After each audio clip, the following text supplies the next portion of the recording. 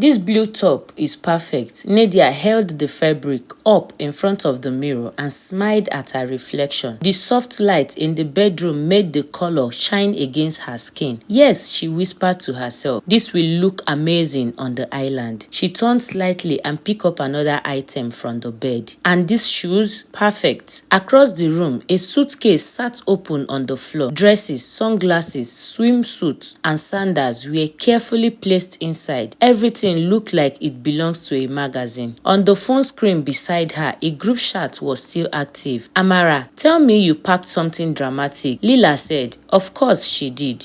Nadia cannot go anywhere quietly. Nadia laughed softly and typed back. Then she said, you both know this vacation will be legendary. A message bubbled appeared immediately. Amara said, best Valentine ever. Then Lila also said, just us, no stress. Nadia looked at the message for a moment and smiled. Yes, she said quietly, this will be perfect. The three women never called themselves best friends. They called themselves sisters. People often thought the name was dramatic, but the truth was simple. They had survived life together, and that created something stronger than ordinary friendship. Nadia, Amara, and Nina had known each other for more than 10 years, long before confidence, long before success, long before people started noticing them. They met during the kind of year that people rarely talk about, the messy years, the uncertain years, the years when drama felt bigger than reality. Nadia met Amara first. It happened during a difficult year in the city of Rivergate. Rivergate was beautiful from a distance,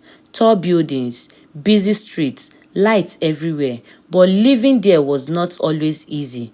Rents were expensive, jobs were stressful, and sometimes dreams felt like they had floating just out of reach.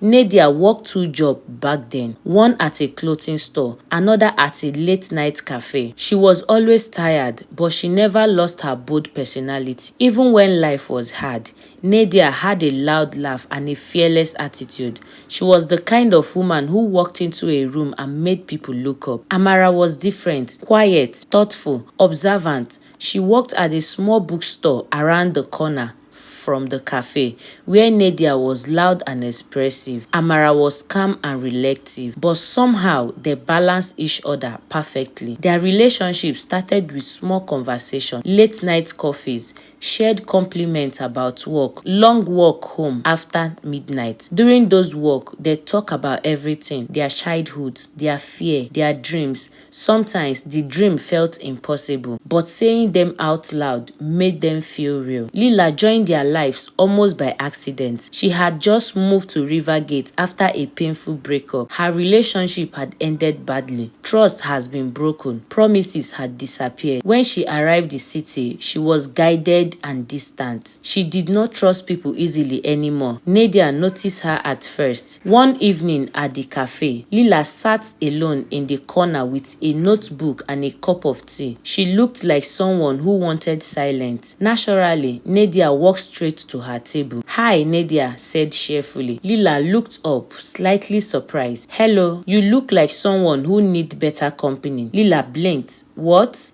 Nadia pulled out the chair and sat down. I am Nadia, she said. You can't just sit here. I just did, Nadia said. Lila stared at her for a second, then slowly she laughed. That was the beginning. At first, they only met sometimes, coffee after work, lunch on weekends, movie nights. But slowly, those moments became something deeper. They started helping each other when rent was late, when work was stressful, when life felt overwhelming. Sometimes they shared groceries, sometimes they shared tears, sometimes they shared silence, but they always showed up for each other. And one night, during a long conversation in Amara's small apartment, Nadia said something that changed everything. We are not just friends, she said. We are sister. Amara looked up from the couch. Lila smiled softly. Nadia continued, not sisters by blood, sisters by choice. The room became quiet. Then Lila nodded. Yes, she said, a choosing family. That night, they created something new. They call it the circle. The circle had rules. No strict rules, but important ones. Rule 1, always show up for each other. Rule 2, tell the truth even when it is uncomfortable. Rule 3, protect each other when one of us is not in the room. Rule 4, no jealousy, no competition. Rule 5, never betray the circle. These rules were simple, but they meant everything. Years pass, their lives slowly improve. Promotions came, better apartments, better opportunities. They watched each other grow into confident women, but one tradition never changed. Every Valentine's Day, they wrote letters to each other. 3 letters, one for each sisters. But there was a special rule. After writing the letters, they sealed them inside envelopes, and the envelopes were placed in a wooden box. The letters would never be opened unless the circle breaks. It was a strange tradition, but it meant something powerful. Inside those letters were truths that were difficult to say out loud. Fears, regret, gratitude, confessions, things that sometimes felt too heavy for conversations, but writing them down made the truth exist somewhere, even if nobody read it. For 10 years, the letter stayed sealed, the box remained untouched, the circle remained unbroken. By the time this story begins, life looks very different. Nadia had grown into a confident, successful woman. She worked in marketing for a major company.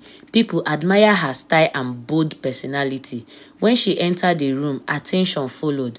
She also had a relationship that looked impressive from the outside. Her boyfriend, Marcus, was polished and charming. He spoke well, dressed well, and people trusted him immediately. Friends often say Nidia was lucky, but behind closed doors, the relationship felt complicated. Marcus never shouted. He never caused public problems, but he had a quiet way of controlling situations.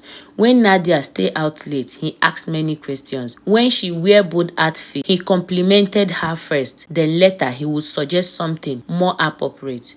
You don't need to prove anything anymore, he once told her gently. You already succeeded.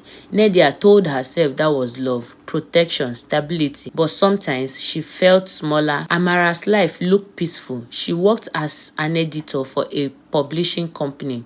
Her life felt stable, calm, organized. Her boyfriend Daniel was kind and warm.